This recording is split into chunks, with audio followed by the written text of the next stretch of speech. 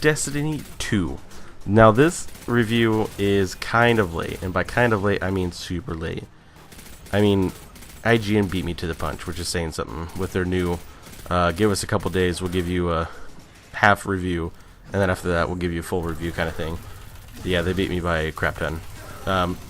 But Destiny 2, what can I say about it other than praises?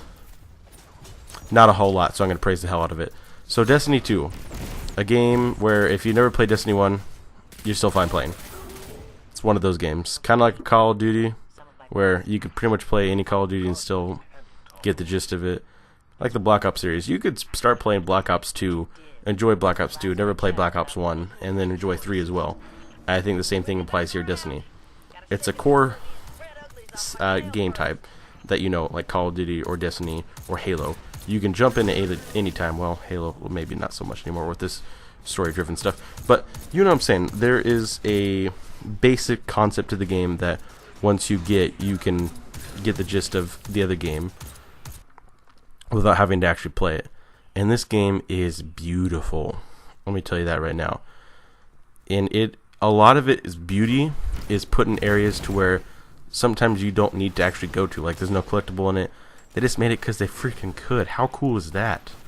You know, it makes games like Infinite Warfare and other, you know, modern games that just came out look like potatoes, I think. Maybe it doesn't come across clear with my capture footage, but once you got going on, you know, high resolution, there's no frame rate drops, and your connection's perfect, oof, it's like music to your ears, but for your eyes, if that makes sense.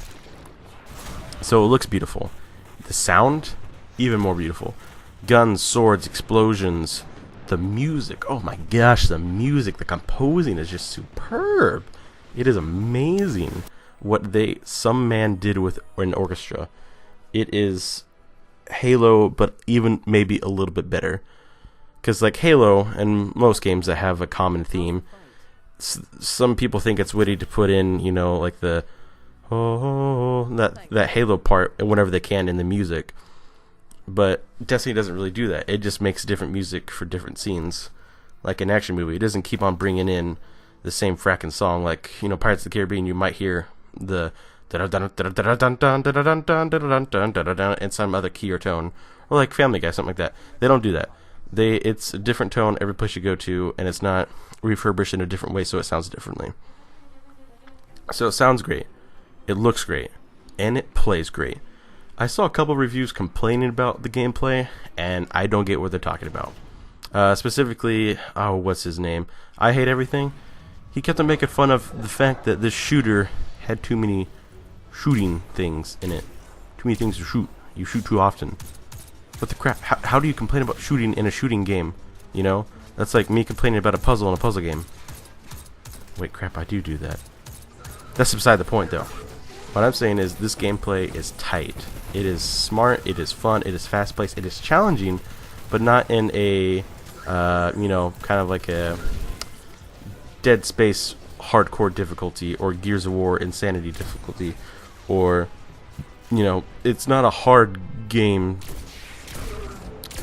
like Dark Souls. It's not like that challenging. This is a challenging that every once in a while you'll die and you'll be like, oh god, I was so close, like, and then like go back right into it, happy as can be. You won't be that frustrated, I promise. And killing is so rewarding after you get a big guy like I just did there. It's so rewarding.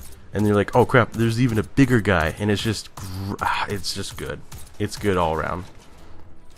So gameplay's great, shooting's great, music's great. You know, everything seems great. What's the downside of this game, Hayden? Well, connectivity is kind of an issue right now at the beginning of the game that I have to put into the review. I think that might be half my connection, but I also think half the time it is Destiny when my whole party actually gets out of the party, like in terms of on the game, not in Xbox chat. It just drops us out of the map of the world or the strike or whatever we're on randomly, and that sucks. So I give it 50-50 my fault, my sucky Wi-Fi and router, and then 50-50 Destiny servers. But even with that, it still runs beautifully. Every other moment it's not running well. It's beautiful. It's not like Call of Duty Black Ops here, like where It could be running beautiful. It could be running, it's working, and then there's unplayable. In Destiny, it is like 5% unplayable, and then 95% spectacular, I think, from my experiences.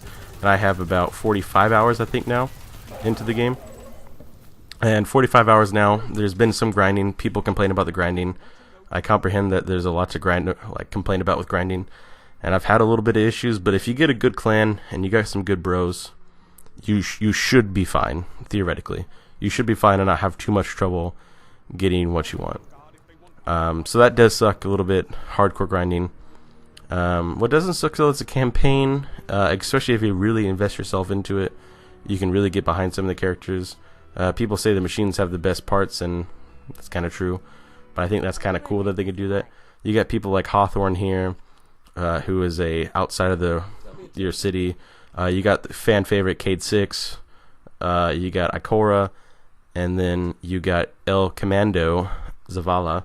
All of them bring back a stellar cast of voice acting, I think, and that's great. So all around, it's a pretty fantastic game, right? And with a couple of issues and flaws, mainly issues and flaws of the beginning of the game, as in the beginning of the lifespan of the game, that will definitely be solved before the next expansions. That will be definitely fixed. So I think, if I review this in a year, it honestly could be damn near perfect.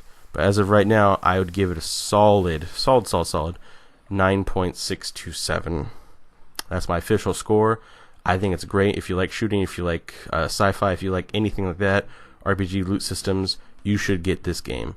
It is for you, and it is for me, and it's fantastic. The people are fantastic, and it's wonderful. Thanks for watching.